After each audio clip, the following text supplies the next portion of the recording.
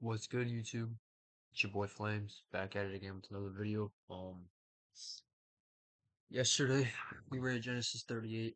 And that was basically, how the guy got his daughter-in-law pregnant and then try to sentence her to death when he was really the one who got her pregnant in the first place. Um, Today we're gonna be reading chapter 39. So without further ado, let's get right to it. Chapter 39. Now Joseph had been brought down to Egypt, and Potiphar, an officer of Pharaoh, the captain of the guard, an Egyptian, had brought him from the Ishmaelites, who brought him down there. The Lord was with Joseph, and he became a successful man, and he was in the house of his Egyptian master. His master saw that the Lord was with him, and that the Lord caused all that he did to succeed in his hands. So, so Joseph found favor in his sight and attended him, and he made him the overseer of his house and put him in charge of all that he had. So basically, Joseph um ends up being a slave.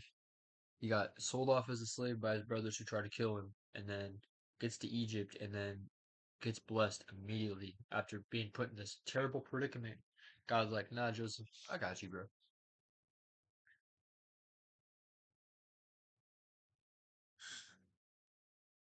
He made him the overseer. From the time that he made him overseer in his house and over all that he had, the Lord blessed the Egyptian's house for Joseph's sake. The blessing of the Lord was on all that he had in the house and the field. So he left all that he had in Joseph's charge. It became of him. He had no concern about anything but the food he ate. Now Joseph was handsome in form and appearance. And after a time his master's wife cast her eyes on Joseph and said, lie with me. But he refused and said to his master's wife, behold, because of me, my master has no concern about anything in the house, and he has put everything that he has in my charge. He is not greater in this house than I am, nor has he kept back anything from me except you, because you are his wife. How then can I do this great wickedness and sin against God? Joseph is a real one, bro. Bro, master's wife. The only thing that he couldn't have, he didn't care, bro. He didn't care, bro. She was literally trying to give it up to him, bro. He's like, nah, bro. Lord got like W man's right there. I lost where I was at. Hold up. And she spoke to Joseph day after day, and he would not listen to her, to lie beside her to be with her. But one day, when he went into the house to do his work, and none of the men of the house were in the house, she caught him by his garment and said, saying, lie with me. But he left his garment in her hand and fled and got out of the house. As soon as he saw that he had left his garment in her hand and had fled out of the house, she called to the men of her household and said to them, see, he has brought among us a Hebrew to laugh at us. He came into me to lie with me, and I cried out with a loud voice. And as soon as he heard that, I lifted up my voice and cried out. He left his garment beside me and fled and got out of the house. Damn, he should have snitched on her, bro. He should have just said something. Cause now, like, that's what I was saying, like, some women are so evil, bro. Just because she got rejected, she tried to get it kicked out. She was salty. Her ego was hurt because it's crazy.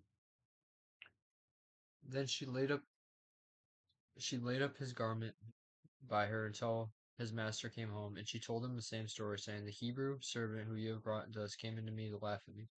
But as soon as I lifted up my voice and cried, he left his garment beside me and fled out of the house. As soon as his master heard the words his wife spoke to him, this is the way your servant treated me, his anger was kindled.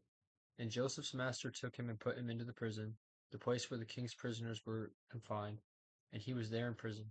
But the Lord was with Joseph and showed him steadfast love and gave him favor in the sight of the keeper of the prison. So, again, Joseph gets screwed over.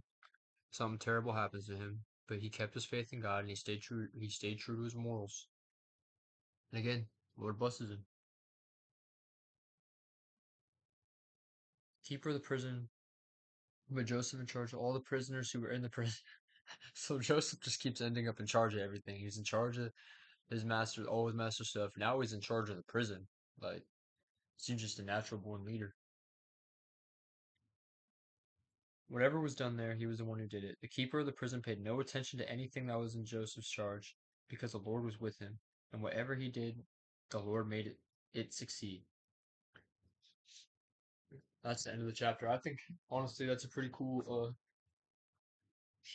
I think that's a pretty cool story.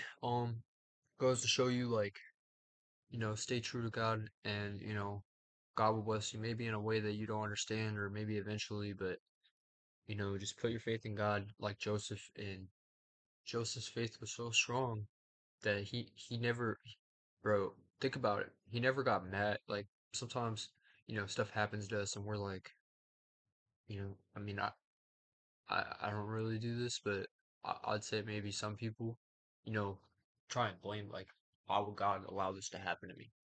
If this is so bad, why would God allow this to happen? And what I say to that is, look at Joseph. He got tried to get murdered by his brothers. Now, mind you, these are the same brothers who were raised with the same ideology and belief as him. Everybody was raised the same way to believe in God the same way.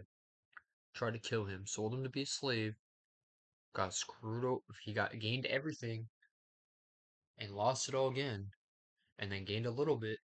Obviously not in the best position compared to where he was before, but God will bless him with a lot, and then I feel like would take it away to test him. And I don't think Joseph just stayed true to himself and realized like you know maybe in Joseph's head it's like, okay, all this bad stuff is happening to me and the Lord keeps looking out for me, so even if something bad's gonna happen, the Lord is gonna bless Joseph again because of Joseph's faith and because of what Joseph had to have gone through. So yeah, that'll be it for today. I appreciate y'all for watching. I like Joseph. Seems like a pretty cool guy. But really appreciate y'all watching. Thank you. Appreciate y'all. We'll catch y'all tomorrow. Peace.